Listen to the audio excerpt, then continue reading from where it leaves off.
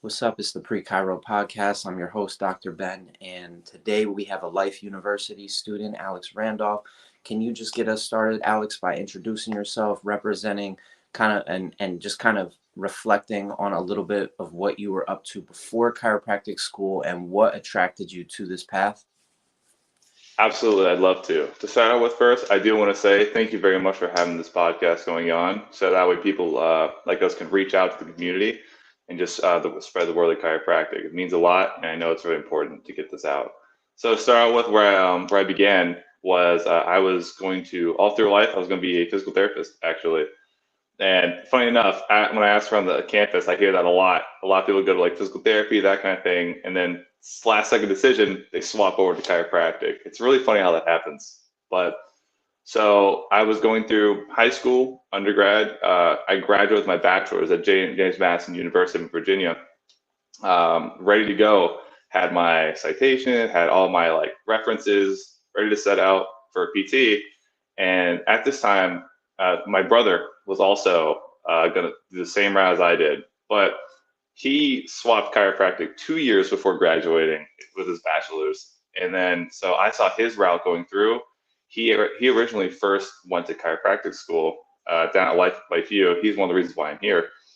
But what happened was when he actually graduated right after I graduated from with my bachelor's, and he started talking to me all about chiropractic, what it does, and I kind of had this notion that as I was like shadowing different offices, it was great, but it didn't feel right. Like it didn't feel like the correct fit. You know, whenever I went to several different offices, and like they were great people, but it just seemed like there was like the life was kind of drained out a little bit. Like they were tired, they didn't really enjoy coming to work as much.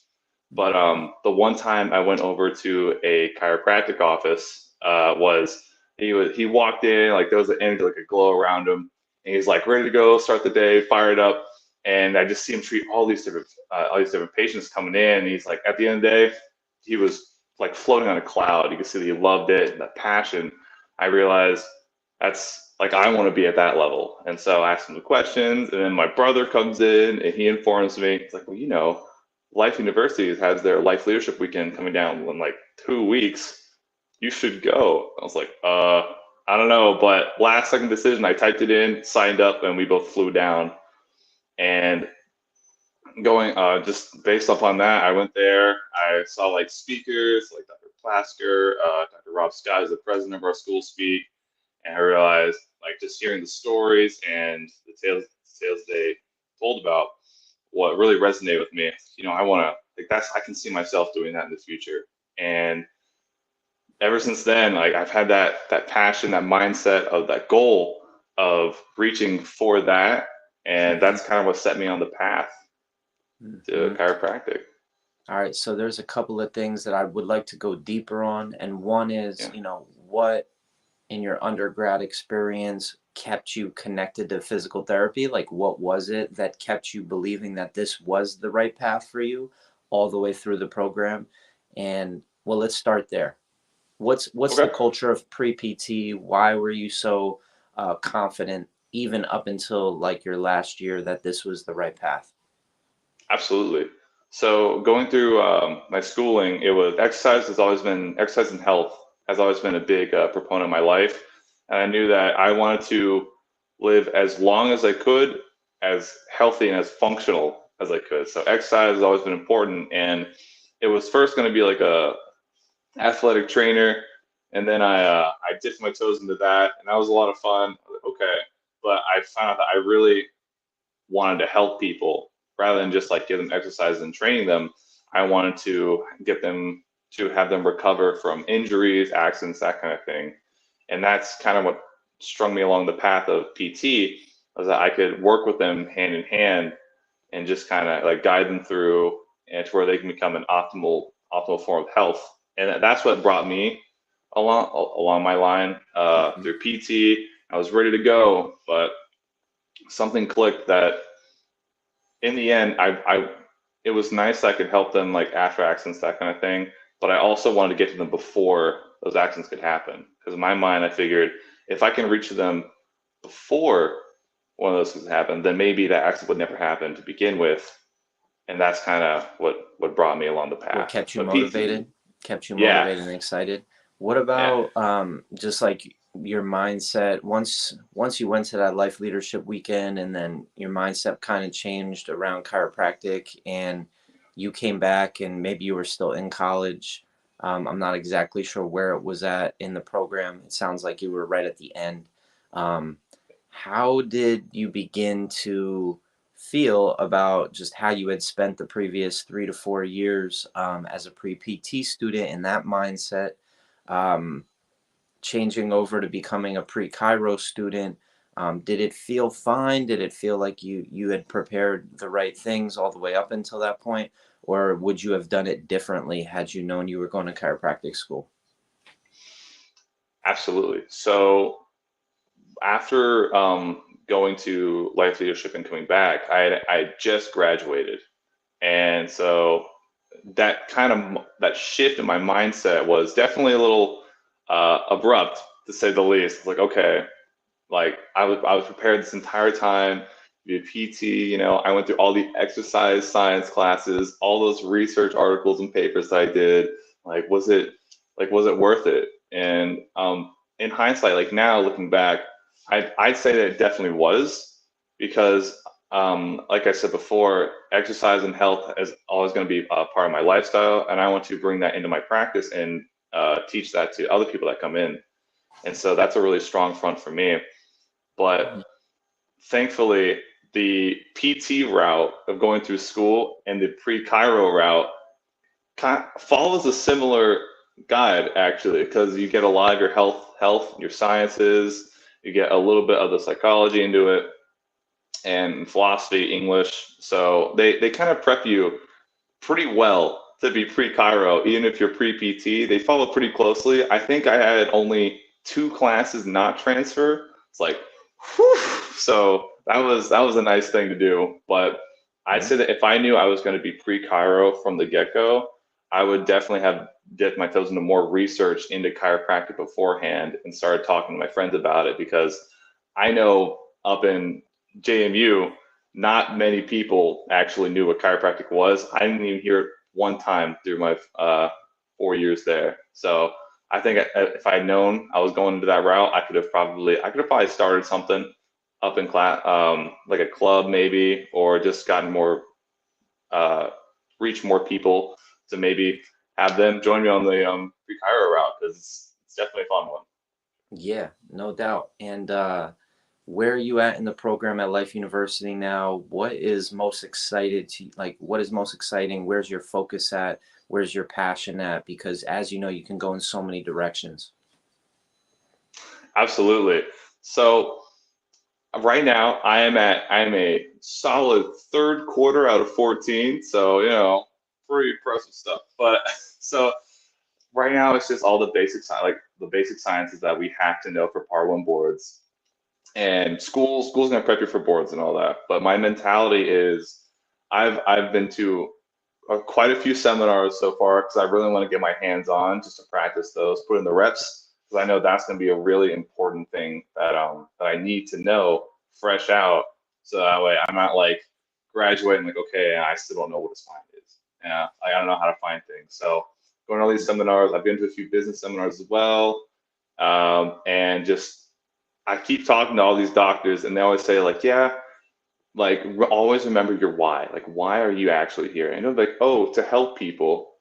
Yes, but what's like, why do you feel like you need to help people? And kind of deep dive into your own psyche and to realize what's the real reason you're here. And so that mentality has shifted, or that has helped me stay on tact and kind of look above the tree line, so to speak, of school.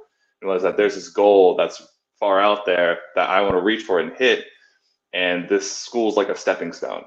And that's kind of helped me not get downtrodden by all the classes, because the sciences right now are pretty rough. I'm not gonna lie, but it's definitely, a lot of doctors are, school's one thing, but going outside into practice is a completely different ball game.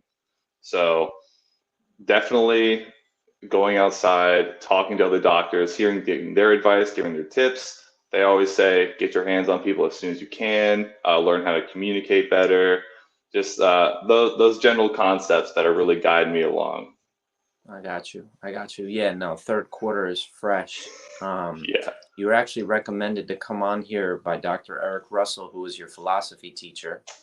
And I'm curious if you can guess what it was that made him think of you. Was it that you did really well in the philosophy class and he feels like you really own the chiropractic philosophy and would represent that well for prospective students? And if so, how would you explain chiropractic philosophy to a prospective undergrad, maybe pre-chiro club or a pre-chiro student? Absolutely. So I had a feeling it was Dr. Eric Russell who set this up. Love the man, had him first quarter, and I talked to him a lot actually. I always see him in the hallway, and we'd stop and have a talk. So I figured there was something going on. But yeah, so I think for pre-chiro students, I think the main thing that should be known as a chiropractor is that you hear all this time like bone doctors. You know, that term's been thrown out. We're only here for headaches and back pain and certain things like that. But in reality, like, yes, some chiropractors do move the bones. Some actually that I learned out in first quarter here, they don't even touch the bones. They do something called tonal, which is like they do with the energy, and it's a little out there for me right now. I can't really put it in good words, but so I'm gonna focus on the bone department here. But what we do is that we focus on the nerves that run through the body, because in the end, the brain is what sends the signals to every cell in your body, and that's what kind of keeps you thriving and healthy. You know, recovery, degeneration, all those different things can be helped by the brain sending the proper signals uh, in certain areas. And what happens is that over time in life, you know, their thoughts, traumas, and toxins, as it is, anything of the sort can shift a bone or subluxate it, and that actually puts pressure on the nerves leading to that area, which can cause these signals that are transferred from the brain to that area to not be as efficient, and that can cause problems down the road. So as a chiropractor, we we go to alleviate those restrictions by shifting the bone or, you know, playing techniques, and then the system so those nerve signals can fire and they can actually efficiently get to those parts of the body and heal it. You know, the body heals naturally. All it needs help with is getting rid of the interferences. Hmm. Hmm. Definitely. That's like the basic foundation. I appreciate you trying to put that into a concise package for somebody who's maybe in high school or college and trying to really efficiently experience through your eyes what it means to be a chiropractic student, what it means to think like a chiropractic student. And let's just shift over to the research and the sciences. You're in third quarter, you're in the hard basic sciences. You've also got a background of being a pre-PT student who studied a lot of research in undergrad. How have those skills of knowing how to navigate a research journal, knowing how to identify topics, and maybe read a research paper and derive some sort of, you know, bullet pointed takeaways. Can you kind of just talk a little bit about your research process when you're looking at the different journals available to you now as a chiropractic student and maybe trying to connect it to the classes that you're taking in the program? Yeah, absolutely. Actually, probably the main class that I want to take away here. So spinal anatomy, which I took in second quarter, was a major one that I was able to just look up and do a little research on. And spinal anatomy and muscle scale, like all the muscles. So right up my alley as a pre-PT was that a lot of the research I did in undergrad was based upon, you know, like what how does muscle function? You know, you have like the sarcoplasmic reticulum, all this different stuff, and like there's signals that get sent to the from the brain down to the muscle, and that causes it to contract. Well, so that was really nice of a segue because I could take what I learned from PPT, how muscles work, and then going into pre-chiro or chiropractic school, learning about spinal anatomy, how all the nerves, how they connect into those muscles, as well as muscle scale. it made me realize that, okay, if you have a subluxation or a pinched nerve like up here in your neck somewhere in the brachial plexus, that can actually cause sensory deprivation in like your hand, your arm, and maybe you can't contract as well. So it was really nice to be able to make that connection between the two. I was like, okay, so maybe it's not something that's actually to do with the muscle itself, but it actually involves the nerve that innervates said muscle. And so I was able to do and just look up like little like research articles, that kind of thing. And a lot of it real that I saw, I looked at the process like, okay, like when was it posted? You know, was it posted 30 years ago or was it posted 2 months ago? Trying to get as much relevance as I can. And who was it by? You know, I want to make sure it wasn't a biased resource. So I had to really kind of dig deep, like who's the author, what's their background, that kind of thing. Did they do a lot of research into this, or are they being funded by someone else to find like a certain detail? But that's just the process of going through like the research articles that I found. And the most that I found is that like, yeah, if there's not like an actual muscle tear like that, a lot of times it can be traced back to the nerve that's being affected or pinched, and that can be that can be traced all the way back up to like the spine up here. And it's really nice to be able to make those connections that, okay, well, as a chiropractor, I could possibly make an adjustment into that segment, relieve that pressure, and that can have an effect, like a flowing effect that goes all the way down to the nerve and actually helps with that muscle. And I think just going through the research like that, and that's what I found a lot in the research that I've done, that's exactly what happens. You know, when there's no interference with the body, with the nerve, it can actually heal itself better than most anything we have out there. So that was just nice seeing the research that I've done. Have you done any research on like the sports and reaction time or muscle activation after an adjustment and how that translates to somebody? Obviously, sports comes down to 0.002 seconds difference in the winner and the loser. So, how chiropractic can also be utilized for optimizing performance? Yeah, absolutely. So I haven't done any research myself, done any tests, but I have looked into it, and I've found that a lot of like the high end sports teams, you know, NFL, anything like that, baseball players, almost all of the teams have a chiropractor there because they realize that if there is if their nerves aren't firing, like if they have interference, they're not going to get that signal that needs like maybe they may be delayed 0.02, 0.003 seconds, and that can actually cause a major effect. That can be the difference between winning and losing a game sometimes, especially if the whole team is like that. You know, if you act slower, you're not going to play at your best. So Mhm. a lot of sports teams have chiropractors there that either get adjusted pre or post game just to make sure everything is good, everything's functional, and when they go out, they know that they're living clear and they can play their best and they can rock it on the field. So that's some of the research that I've done that a lot of sports, and it's being more opened up to now. In the Mhm. past, it was kind of like, oh, you know, this had that bad stigma as a chiropractor, but people are now waking up to the idea that, you know, there's something to this. Like they have backed up research studies, and they actually done really like facts over here that show clearly the difference between being uh, without a chiropractor and with a chiropractor. Just the results are vastly different. The people that have been adjusted can play much better, faster. They can react faster, while the Mhm. people that don't, you know, like people that don't may have like certain like muscle issues, something like that, or they just like don't feel as well, and Mhm. that definitely affects people on the field. So it's Mhm. nice to see that a lot of sports teams are having a lot more chiropractors being incorporated. Definitely, especially for people that are interested in going that sports direction who might be pre-PT. And I'm just curious from an academic standpoint, what was your, not to say specifically what was your GPA, but what was your experience with academics in undergrad? And now what's your experience with academics in grad school?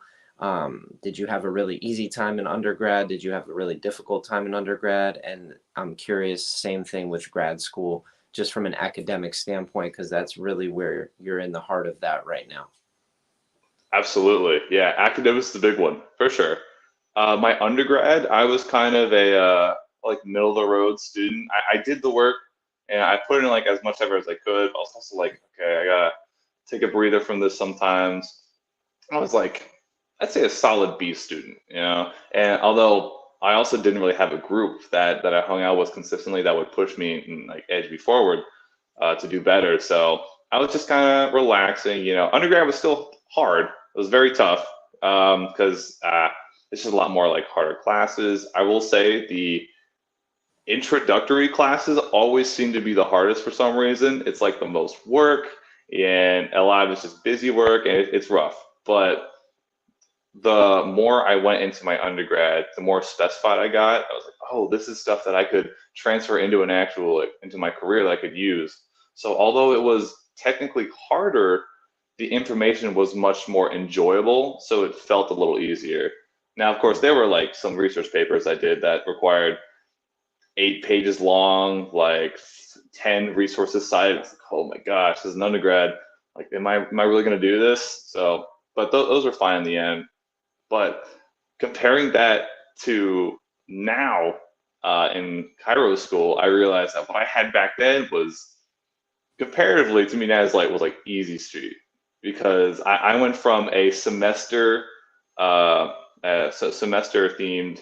university to a quarter here down here at Life in Georgia, and I went from 13 credit hours to 26 credit hours. I was like, oh my gosh, I was overwhelmed to say the least at the start, but um, safe to say I found a fantastic group that is like-minded like as me, and we kind of go around in a circle. We kind of push each other to do bigger and better things, and so that's really helped me out academically as well because you're always like, okay, like who's going to get like the highest score on this test, you know, like let's all study together. And it's one thing that I've realized is when it comes to academics, having that group that's going to keep you on track, on pace, and it's going to push you forward is definitely the most vital aspect going through. Because in undergrad, I didn't have that, and I wasn't super motivated, but I did the work, not as enjoyable. Mhm. Here in Chiro school, I have this group, and it's honestly it make the work sounds like a lot, but it's honestly much easier just being around them, being in a group. So Mhm. Can you talk yeah. about those group dynamics and how you should structure a study group and maybe how it's become more refined over time? You start to understand your peers, who's going to maybe lead certain times, who's going to be the organizer, how are you going to stay consistent, how are you going to hold each other accountable? Like what are the key factors that you recommend people establish within a study group, and then also giving permission to leave that study group and maybe try and find another study group if Mhm. that one is not serving them. Absolutely. So when it comes to the group dynamic, I think it's really important to first, I'd say have one person that kind of leads the actual study session so they can keep it organized, keep it structured, so that way people don't go off on tangents and nothing really gets done. There needs to be someone who kind of heads is the forefront of that. And once you have that, I think it's also important to kind of to share the work, where one person who may be really strong in, let's say right now, third quarter, micro microbacteriology. We have one person in our group who's their strong suit. So we actually have them go over the notes, and when we go in our study groups, they teach it to us because we know that when you teach a subject, you have to have mastery of it yourself. Not only does that really help them learn, but also it helps us learn because we could hear it again. We could hear from a friend of ours who's like, okay, you know, maybe we'll listen a little more rather than a professor. Sometimes, you know, and maybe they can piece it together because they know the group dynamic, and so they can teach it at a much better way than a professor does who doesn't really know our specific group. And of course, banking off that, you also have to know what's the best way you know how to study.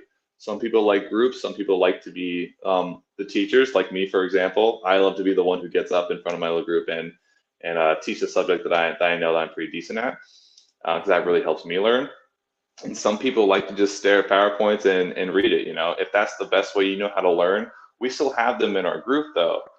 So that way, as they're, let's say, someone's teaching a subject on the whiteboard for us, they can still be at that PowerPoint and reading it along. It just helps them. So definitely find what's the strong suit for each individual, because everyone's different and you have to be open for that. And we definitely always say that, hey, if this study group isn't quite working out for you, if you find another group that really fits your personality or your way of studying, by all means, please go there. Like, we're still friends, we're still going to hang out, and like that's never going to change.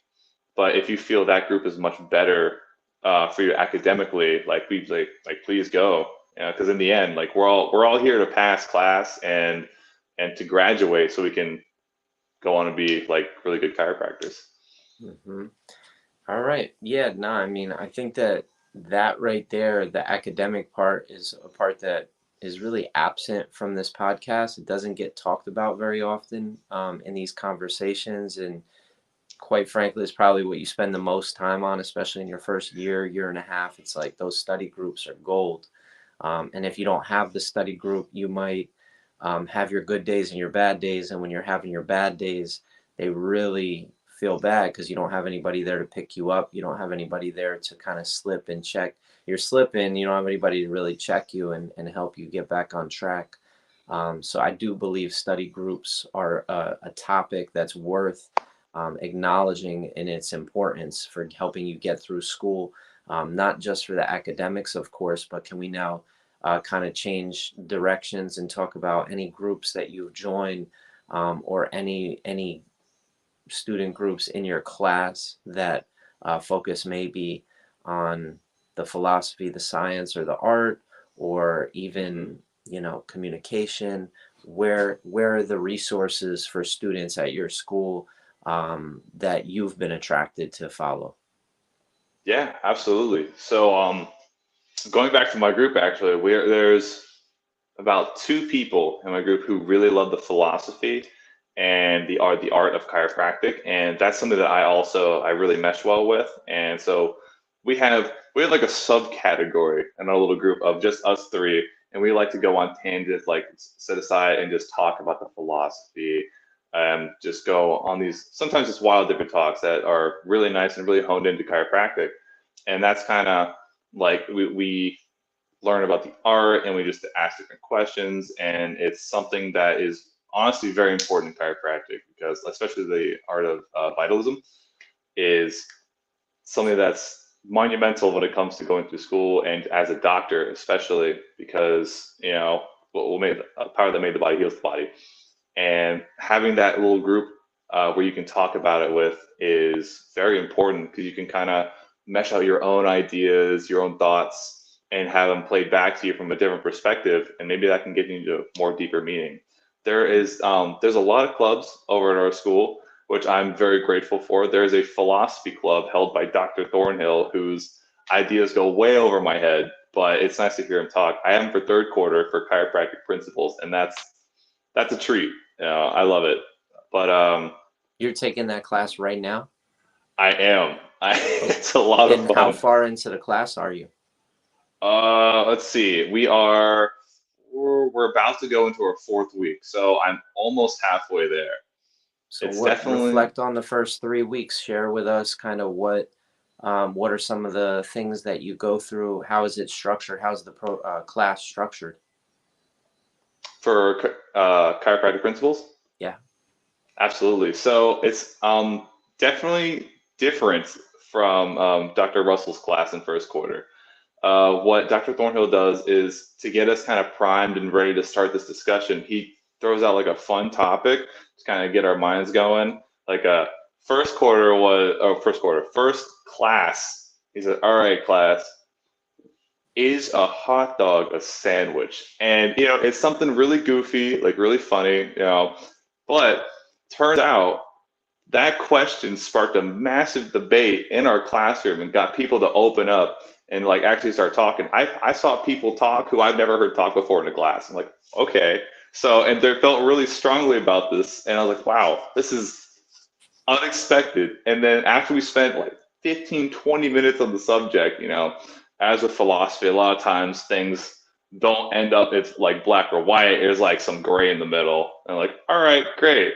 And then he goes on to the actual topic of certain chiropractic principles and just different things. Like we mentioned something about like is universal intelligence God and that kind of thing as one of our heavy hitting topics. Like now, I don't want to like step on any toes or doing like that. This is strictly like as a class, like what do we think?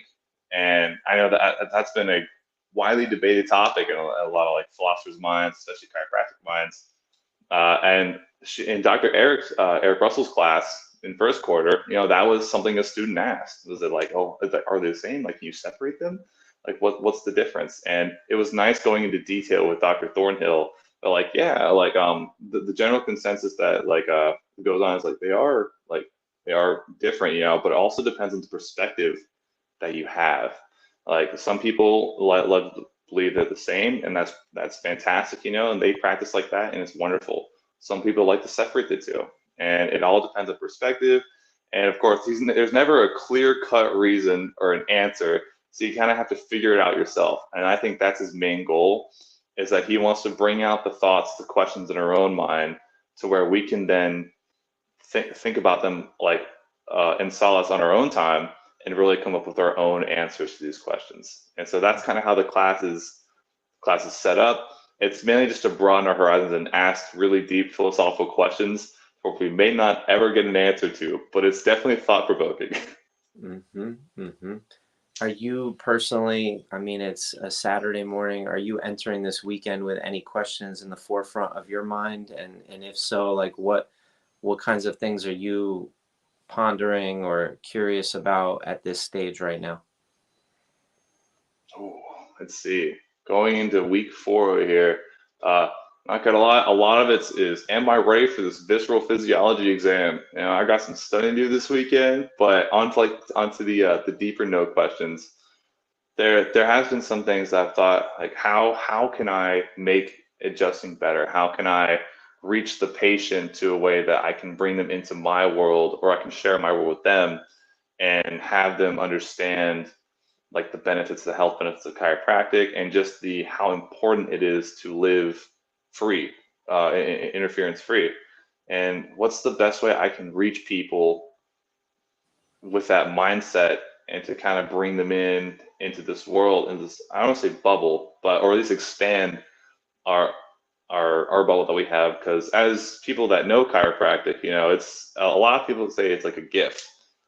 Yeah, and we want to spread this gift to as many people as we can. And that's one thing that I've been wondering is how can I spread this gift that we have, that we know, to as many people as possible, so they can also partake in this with all of us, because at the end of the day, I think that everyone wants to live free. Everyone wants to be like feel good, live healthy, have mobility till for as long as possible.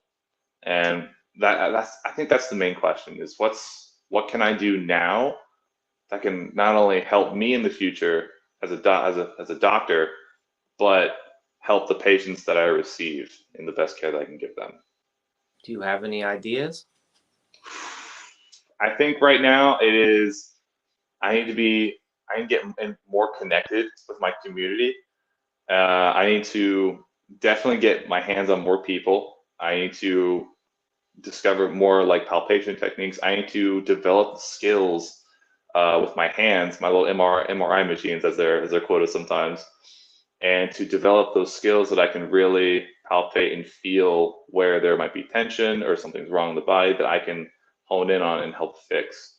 And I need to be able to tap into the person's like energy levels, their drop in on their spine, so to speak, and figure out what's going on with them and what's the best route that I can do to get them from point A to point B in the most efficient way possible. And the easiest way for them as well, because I want to make sure the patient feels comfortable, feels easy going, and they obviously want to continue because it's an experience. And I think that right now I'm about to be an officer for one of our clubs actually called Motion Palpation Institution. It's something where it's a club where when I went in first quarter, and what they say is this is the club if you want to be like the most hands-on.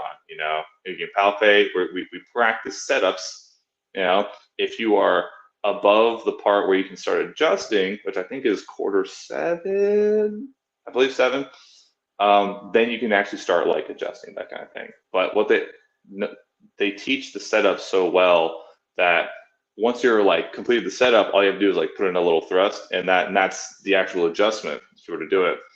So it's nice just being able to learn that process and get it set up so that way I can practice the reps with or without, a patient there. I can be in a room and just go through the motions and just constantly make sure everything is tip top ready to go.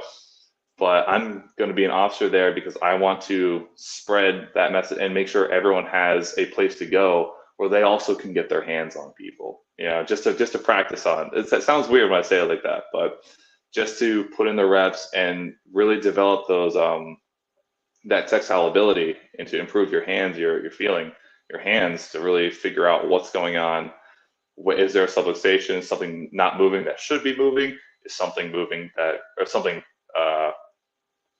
is moving that shouldn't? MPI also does some stability work, so I get a little bit of best of both worlds, and that kind of aligns with my PT route as well that I used to go to. So that's kind of what I'm doing right now. I've also thought about going into Life Force. One of my friends is a Life Force a student over there, and he's constantly telling me about, oh yeah, you like during Life Leadership weekends, Life Force goes to a little separate thing, like a different room, and they talk to all these doctors. They hear this message.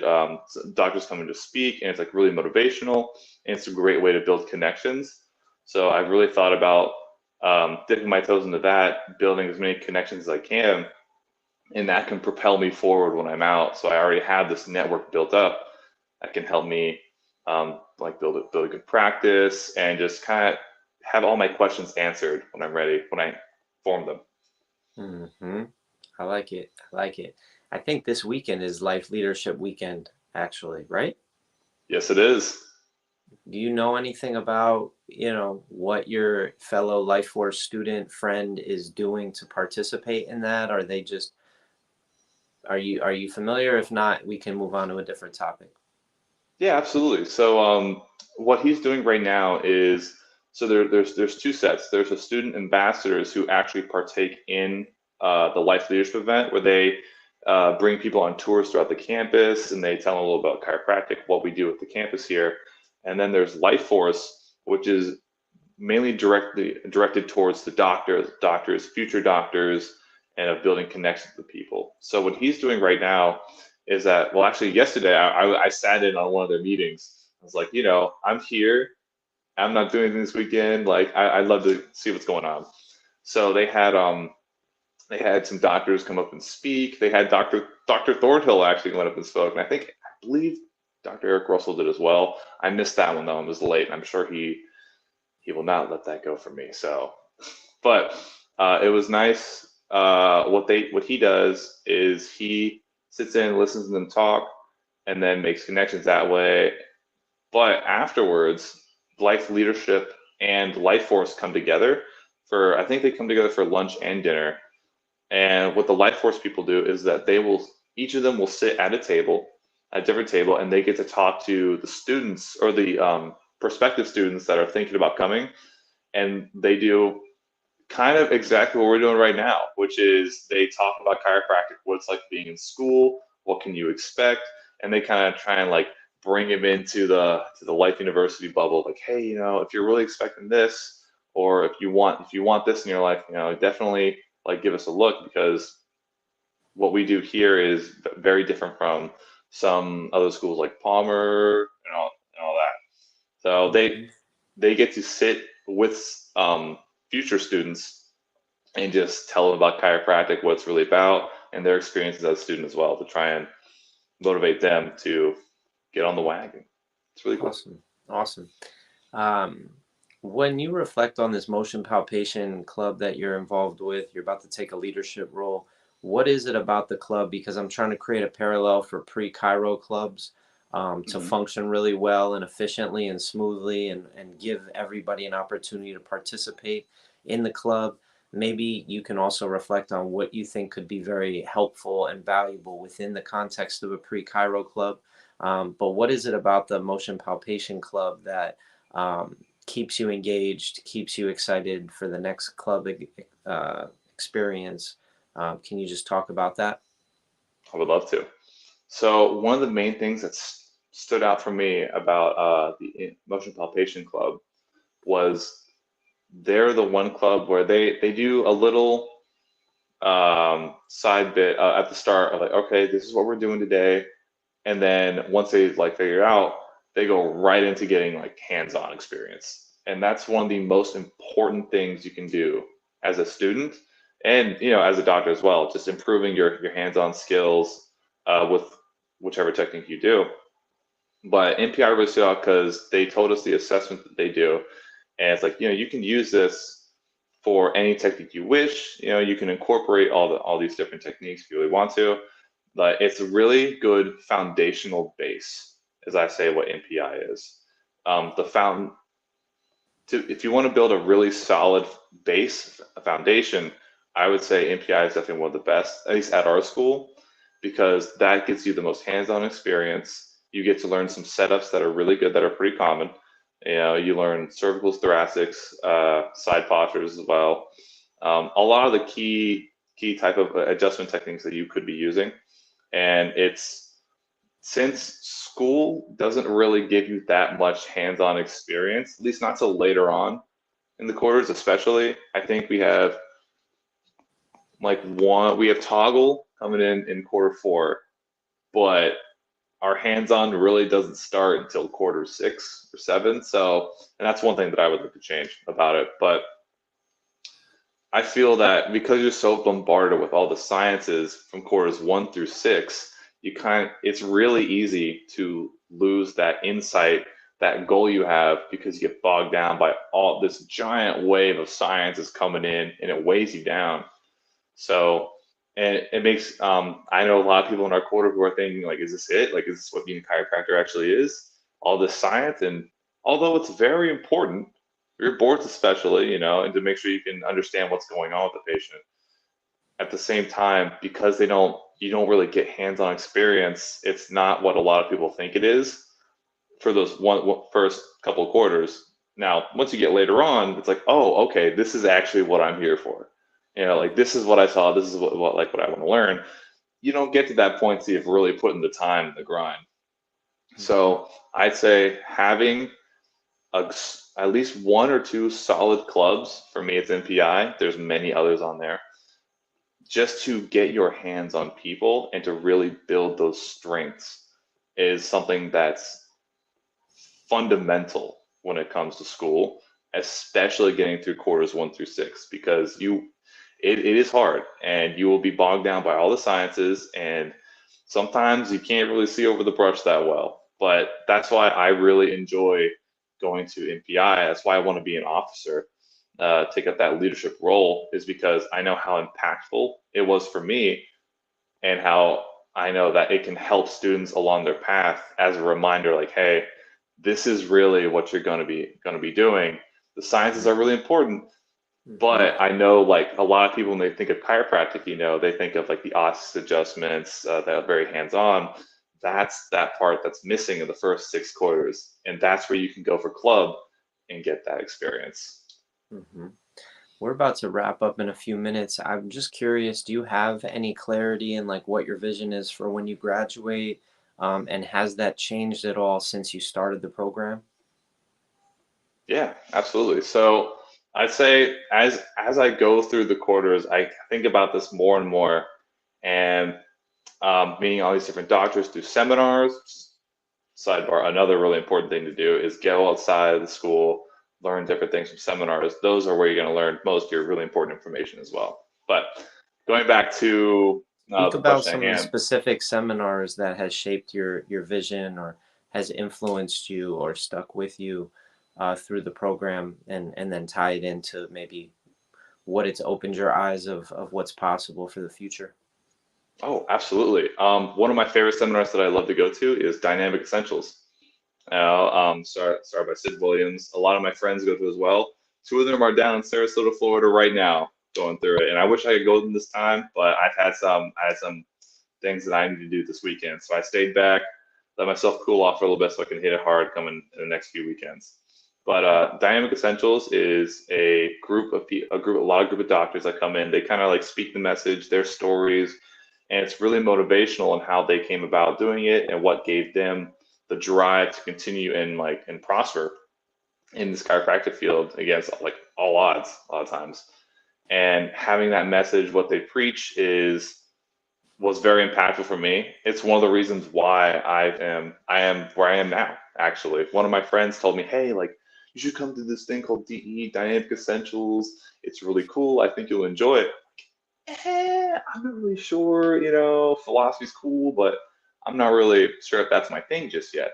Well, long story short, I went, and turns out it definitely was what I needed to kind of. They always talk about your why, and always remember, think on it, meditate if you need to. Just always have that in your mind when going through every step in your life.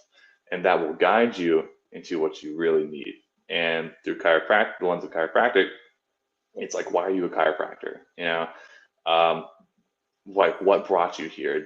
I personally believe that chiropractic really does choose the person at the end.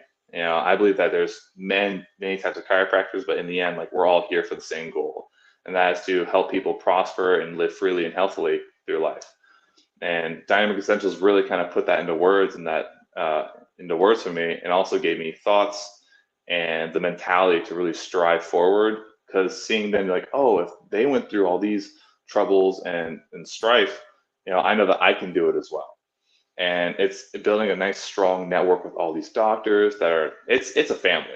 It's like a second family. I like to have to quote it as, because they just want to see you succeed. Because if you succeed, that means you're also bringing out the message and helping people. They want to make you the best doctors they can, and that's one of the most influential seminars that I went to.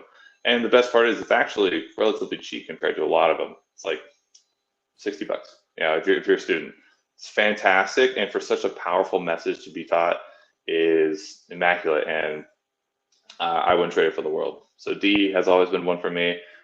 It actually got me onto the question of my why, and coming down to chiropractic, I was like a little shaky on it, but I've been to 2 DEs total. I plan on going to the next one, which would be in Atlanta, Georgia, a couple months.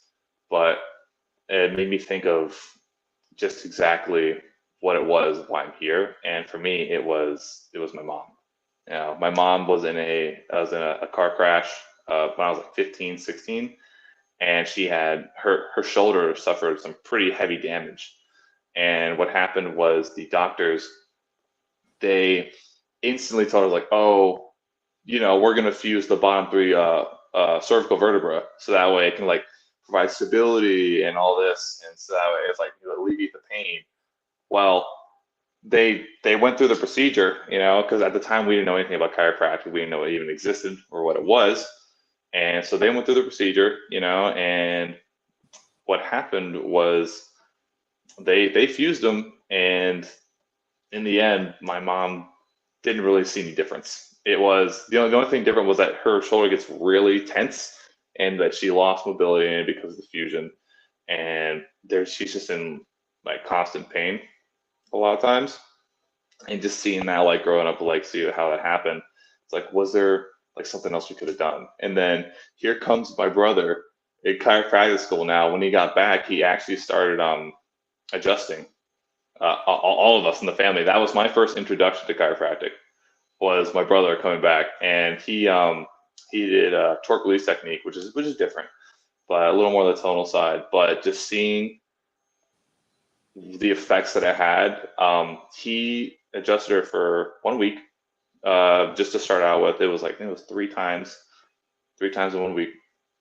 And after every adjustment, after about 20, 30 minutes, she would like come up to my brother and be like I don't have pain in my shoulder anymore. Like, and like she can like move it around, like the muscles relax, the tension released. It's like I don't have pain in my shoulder. And like she can like move it more, and like it just blew my mind how something like that, like something so simple it looks, can have such a major impact on her life.